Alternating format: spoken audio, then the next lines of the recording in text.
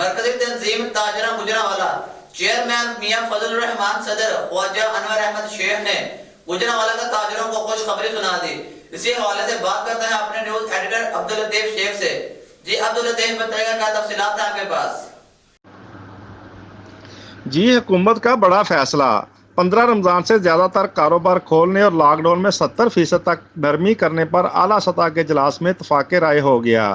یہ فیصلہ corona virus عالمی اور ملکی اعداد و شمار اور تجزیاتی رپورٹس کو مد نظر رکھ کر کیا گیا.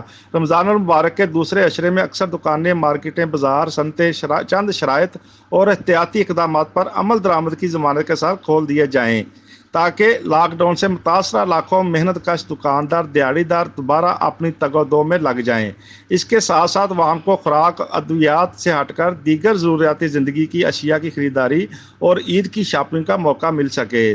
ذرائع کے مطابق تمام تر اعداد و شمار اور امکانات کو مد نظر رکھ کر اس پر اتفاق ہوا ہے کہ 9 مئی کے بعد لاک ڈاؤن کو انتہائی محدود کر دیا جائے اور عوام کو روزمرہ امور نمٹانے کی اجازت دی جائے. اس موقع پر مرکزی تنظیم تاجرہ گجرانوالہ کے چیئرمین میاں فضل الرحمان صدر خواجہ انوار احمد شیخ، جنرل سیکرٹری شیخ نعیم، نائب صدر شیخ ادریس جمیل، نائب صدر حاجی افضل جج اور نائب صدر حاجی محمد صدیق جمیل نے میڈیا سے گفتگو کے دوران کہا ہے کہ یہ تاجر برادری کے لیے بڑی خبر ہے. جی بہت شکریہ عبداللطیف ہمیں تفصیلات سے آگاہ کرنے کے لیے.